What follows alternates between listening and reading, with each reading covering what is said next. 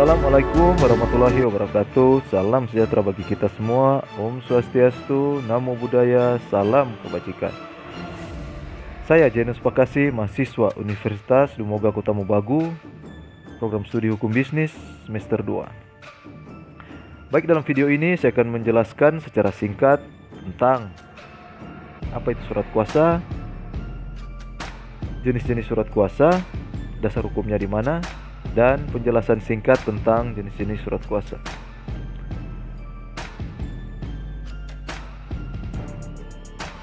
Baik, mari kita simak baik-baik apa itu surat kuasa.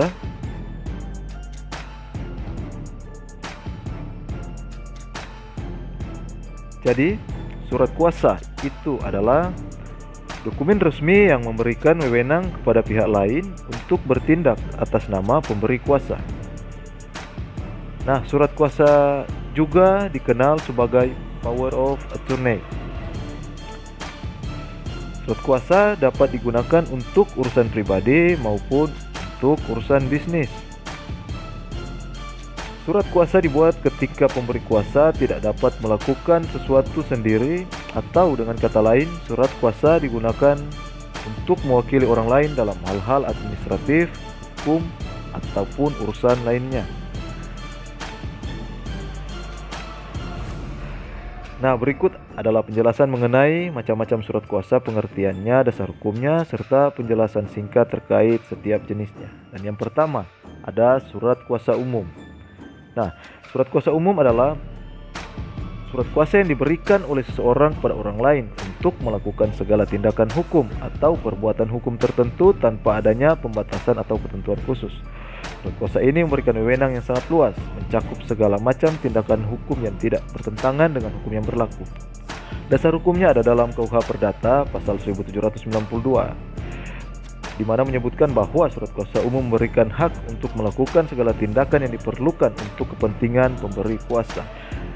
Contohnya, surat kuasa umum untuk pengurusan administrasi, di mana surat ini memberikan kuasa umum untuk semua keperluan administrasi tanpa batasan tertentu. Yang kedua, surat kuasa khusus, yaitu surat kuasa yang diberikan oleh seseorang kepada yang lain untuk melakukan satu atau beberapa tindakan hukum tertentu yang jelas dan terbatas. Kuasa yang diberikan dalam surat ini bersifat spesifik dan hanya untuk kegiatan yang disebutkan secara rinci. Nah, dasar hukumnya ada dalam KUH Perdata pasal 1793. Pasal ini menjelaskan bahwa surat kuasa khusus hanya berlaku untuk perbuatan atau tindakan hukum tertentu yang telah disebutkan secara jelas dalam surat kuasa. Contohnya, surat kuasa khusus untuk jual beli tanah. Surat ini hanya memberi kuasa untuk melakukan tindakan jual beli tanah tertentu, tidak berlaku untuk tindakan hukum lainnya. Dan yang ketiga, surat kuasa istimewa, yaitu surat kuasa yang diberikan untuk melakukan tindakan hukum yang sangat penting atau memiliki risiko hukum besar, seperti transaksi jual beli tanah atau warisan. Surat kuasa ini memerlukan kewenangan yang lebih besar dan harus dinyatakan secara tegas dalam surat kuasa.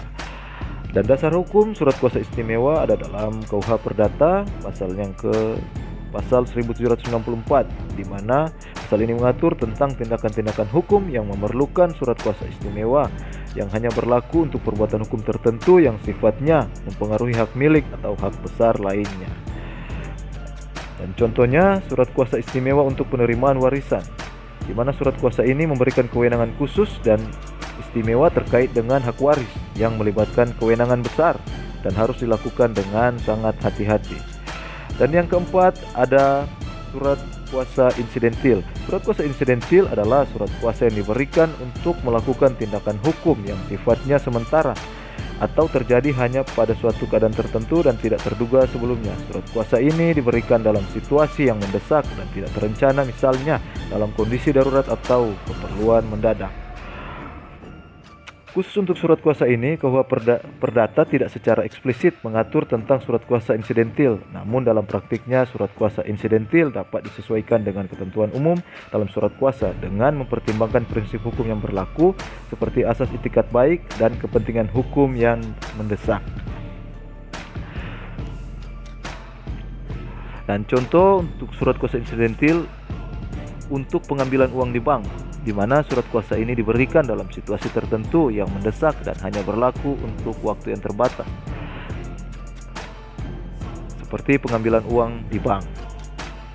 Nah, semua jenis surat kuasa ini mengatur tentang pemberian wewenang oleh seseorang kepada orang lain untuk melakukan tindakan.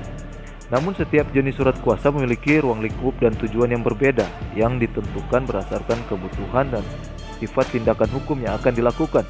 Setiap jenis surat kuasa memberikan kewenangan berbeda tergantung pada sifat dan tujuan tindakan hukum yang dimaksud.